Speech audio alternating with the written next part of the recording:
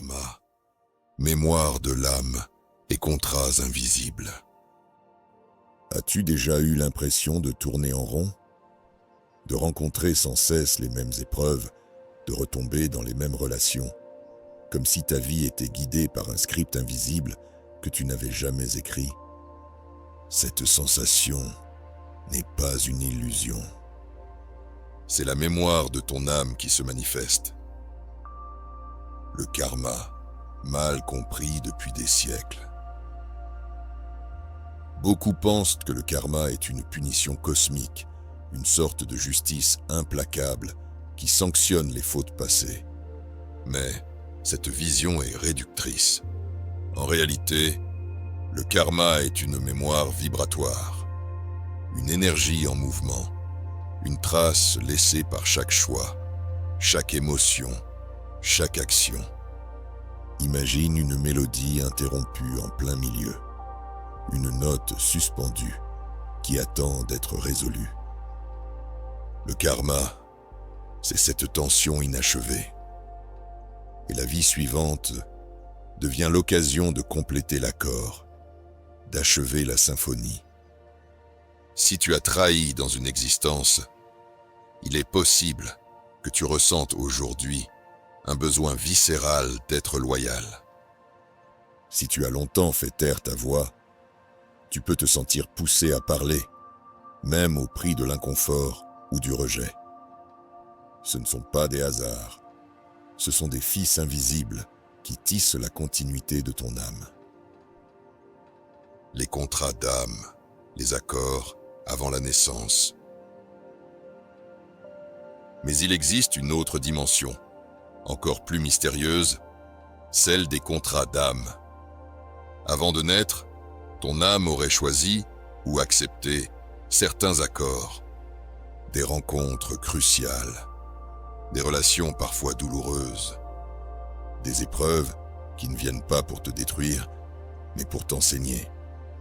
Ces contrats expliquent pourquoi certaines personnes entrent dans ta vie avec une force inexplicable. Pourquoi certaines relations, même toxiques, semblent avoir un poids déterminant. Pourquoi certains mentors apparaissent pile au moment où tu en avais besoin. Ces événements ne sont pas de simples accidents. Ils font partie d'un plan plus vaste, accepté dans un espace hors du temps, avant même que tu prennes forme dans ce monde. Les schémas qui se répètent. Tant que tu ignores ces mémoires, elles se répètent. Vie après vie, relation après relation. Toujours les mêmes leçons, cachées sous des visages différents. Un même type d'amour qui échoue, un même conflit qui revient dans ta famille, une même peur qui se transmet de génération en génération. Tout cela n'est pas une fatalité. C'est un langage, un code par lequel ton âme t'indique ce qu'il reste à comprendre. Les annales akashiques, un miroir de l'âme. C'est là que les annales akashiques deviennent plus qu'une idée. Elles agissent comme un miroir. Elles reflètent non seulement ton passé, mais surtout le chemin de transformation qui t'attend. Elles te révèlent que tu n'es pas victime de ton histoire. Tu es co-créateur de ton évolution. Et chaque épreuve n'est pas une condamnation, mais une opportunité de croissance. Le but n'est pas inventé, il est rappelé. On croit souvent que notre mission de vie est à inventer, à chercher à l'extérieur de nous. Mais la vérité est différente. Ton but n'est pas quelque chose de neuf à construire.